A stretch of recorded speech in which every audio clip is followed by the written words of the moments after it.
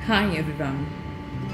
एक बार एक जैन गुरु जापान के राजा को बागवानी की कला सिखा रहे थे। गुरु ने कहा हुआ था, जो कुछ तुम सीख रहे हो अपने महल के बगीचे में अभ्यास करते रहो, मैं किसी भी दिन आ सकता हूँ। 3 साल पढ़ाने के बाद उन्होंने कहा, अब मैं तुम्हारा बाग देखूंगा, एक तरह से यह तुम्हारी परीक्षा भी होगी। राजा यह सुनकर आनंदित हो गया। उसने अपने यहाँ के मालियों की टीम के साथ अपने बगीचे की हर बारीक से बारीक चीज़ पर काम किया था, सिखाए गए हर नियम का पालन किया था। अब चूंकि अगले दिन गुरु को आना था, तो उसने ढंग से बगीचे को साफ कराया जैसा उसे होना चाहिए था, कहीं कोई गलती नहीं छोड़ी। राजा अपने गुरु के आने का बेसब्री से इंतजार कर रहा था। उसे भरोसा था कि गुरु कोई भी कमी नहीं निकाल पाएंगे। लेकिन गुरु ने बगीचे की ओर देखा और बहुत गंभीर हो गए। गंभीर रहना गुरु का स्वभाव नहीं था। वो हंसते रहते थे, पर बगीचा देखकर वो दुखी हो गए। राजा अंदर से थोड़ा कांपने लगा। उसे लगा वो परीक्षा में असफल होने वाला है।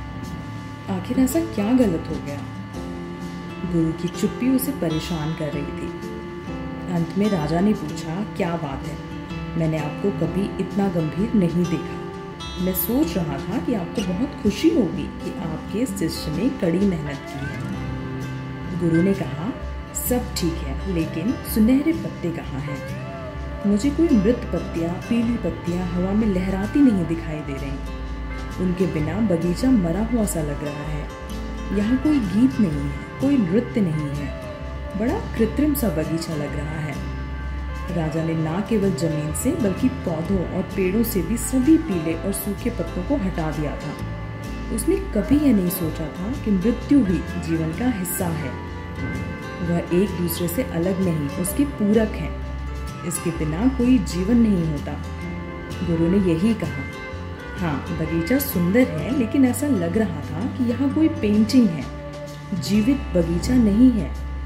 बगीचे की सुनहरी हवा गायब है। मुझे उस सुनहरी हवा की तलाश है। सुनहरी हवा लाओ। गुरु ने एक बाल्टी ली